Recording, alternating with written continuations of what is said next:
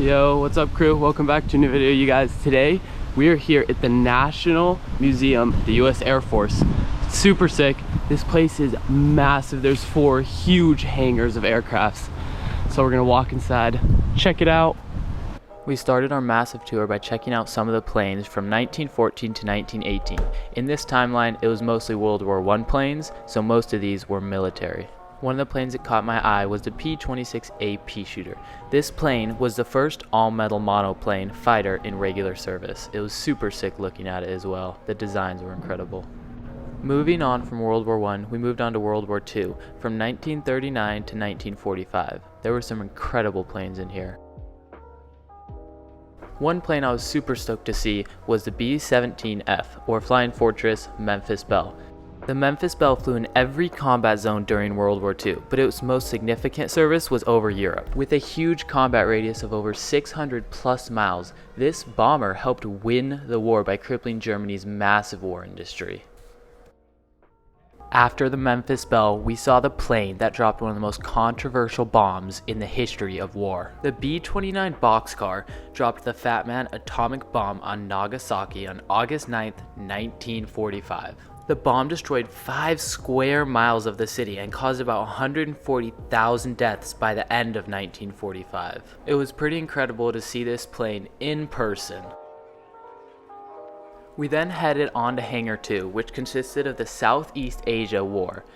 This theater of World War II consisted of the campaigns of the Pacific War in Burma, India, Thailand, Indonesia, and many more.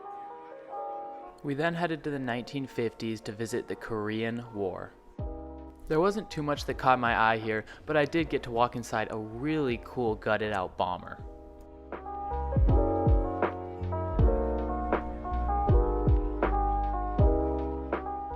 And finally, on July 27, 1953, the communists finally signed a ceasefire, ending the fighting in Korea. On our way to Hangar 4, we ran into the missile silos. These things are massive in person, and the GoPro does it zero justice.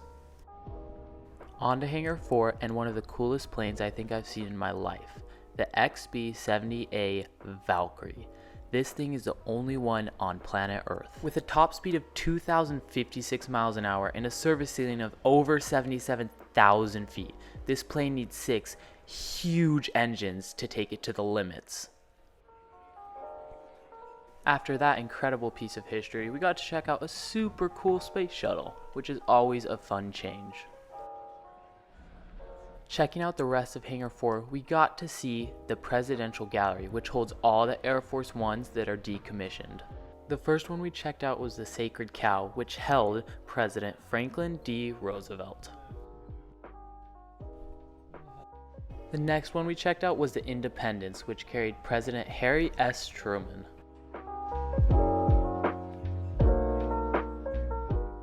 Last but definitely not least, we checked out the SAM 26000, which carried President John F. Kennedy. On November 22, 1963, President John F. Kennedy was assassinated while in a motorcade in Dallas, Texas. This exact spot in the plane is where Lyndon B. Johnson was sworn into office after John's death.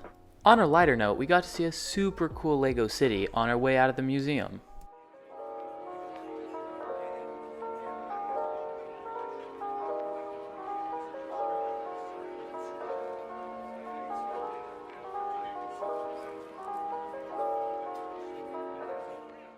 It felt super good to walk out into the fresh air and see the Air Force Museum sign.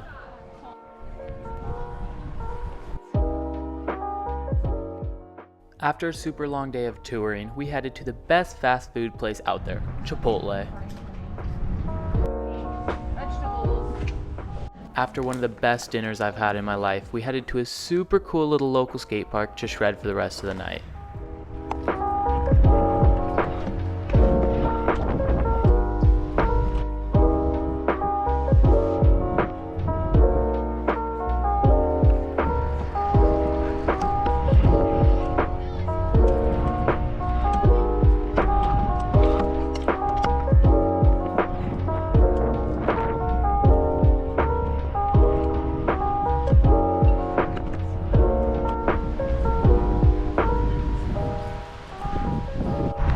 All right, so after the skate park, it started raining and we came home. Sorry for the short videos lately. It's been hard filming, editing with so much work because I work 6 days a week. We all do.